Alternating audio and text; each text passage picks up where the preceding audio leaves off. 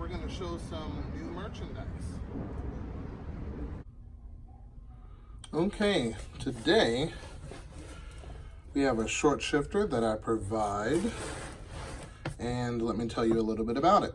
So, this shifter comes with everything you see here. Also, it includes the shift lockout. So let's say you're going on a trip and it's kind of sort of an anti-theft measure where basically these bolts here go to the back and the front of the unit, and basically what it does is it keeps you from moving the stick at all. So that's one thing that it comes with. The next thing it comes with is adjustable height.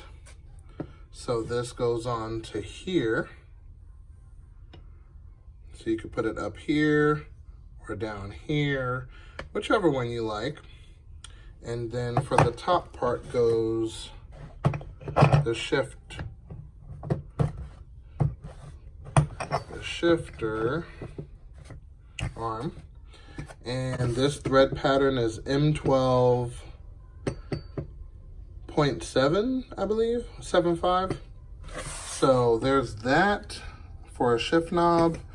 And then when it comes to installing this unit, you are going to need to install the rear first, which is back here, and you're going to use 2 of these for the rear and 2 of these for the front up here.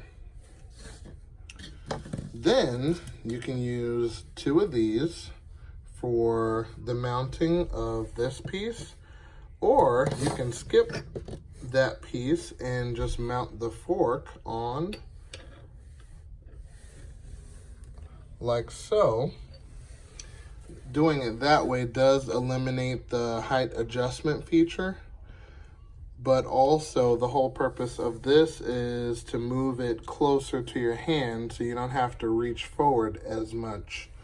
So you use the other 2 for here, which is the base. All right, let's say that's the base. And then you have 2 remaining, and that goes up top. Now, when it comes to the shift boot, you can hide this under the shift boot, which kind of defeats the purpose of having that red, but to each his own.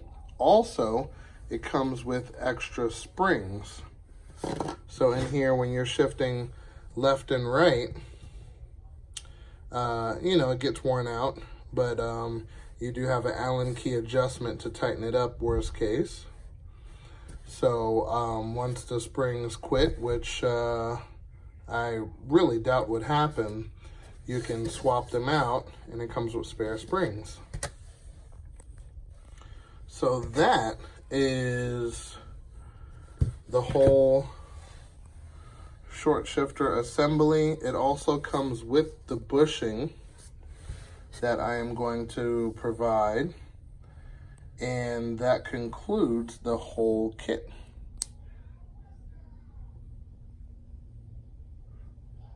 Okay, and this is the combo that I have, and I use some of the factory bolts here. But your shifter does come with all of the original hardware like that. So you won't need that. But also, I got this shift knob, fan of carbon fiber. So if you check out the throw,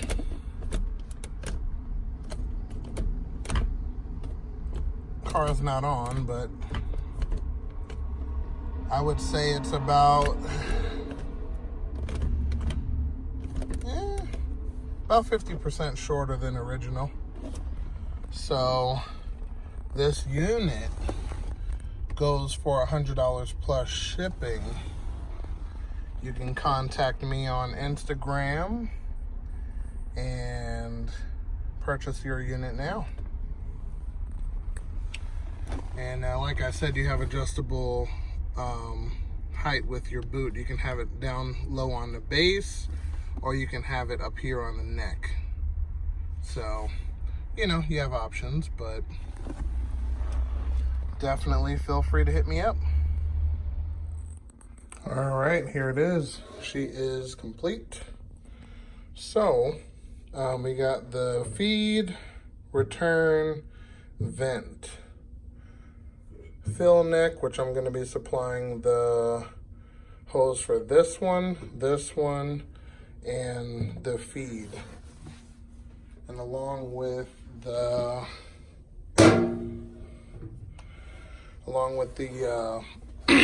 feed comes with this filter.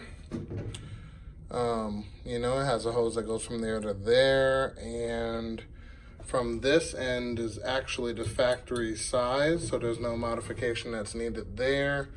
And then you can place your pump accordingly. It is sumped. It is 17.25 gallon. We have the sending unit right here. This is signal, this is ground. And also this part here is just for servicing. If you want to take the tank down and clean it out because of whatever, you're able to do that. And this is a direct bolt-in. Next, we're going to mount it up, and I'm going to show you some of the hoses that are going to be running to these two items here, and we're going to take it from there. Okay, so this line here with the spider webs on it is the feed line. Let me see if I can see. All right, so this is the feed line. This is the fuel return, and this is the fuel vent. So what I'm gonna do is replace every single one of these lines, because look at that. You definitely don't want to use something like that. So to make it simple, all you do is cut right there at the back of that, and then you can add on the hose and be done. So that's exactly what I'm gonna do. And for those of you who buy the tank, I'm pretty sure you want to replace these anyway. And when you replace these lines, you're actually going to replace both of these lines to 3/8. This vent hose is not pressurized, so when you pop the clamp on there, there should be no worries. This one's going to be perfect. It's pretty much 3/8 already. And the feed from your fuel pump is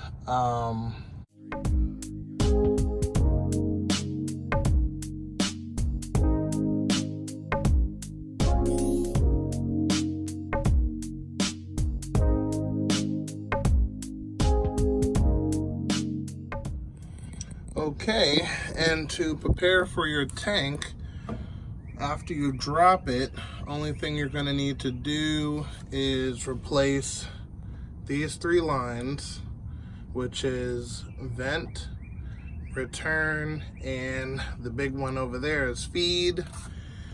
And over here, all right, so there's the hatch, right? And over here, right between here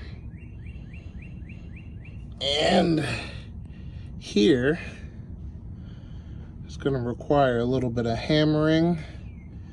this way, so you need to basically get this out of the way, and same thing over here.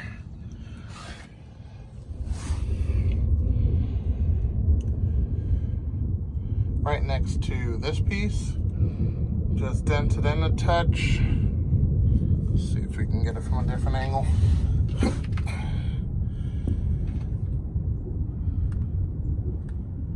There we go. Just dent it in a touch just to clear the AN lines, and that's it. That is all the modifications you have to do to get it in. Next item I have available is this transmission pan slash brace.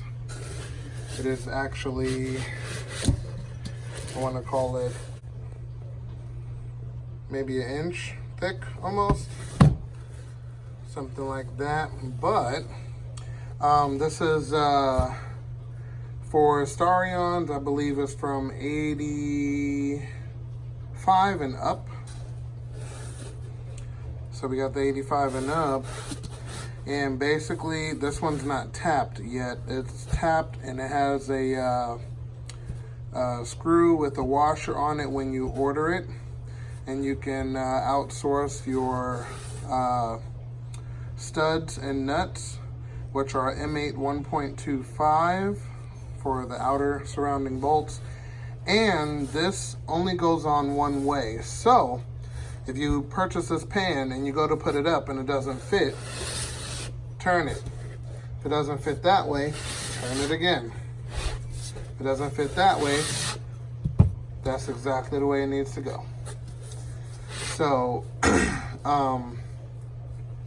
this one's going for $100 plus shipping, and basically those people who modify their engine good enough to hit higher RPMs other than 6,000 RPMs, the transmission tends to flex, and this is billet material that ensures that it doesn't flex as much.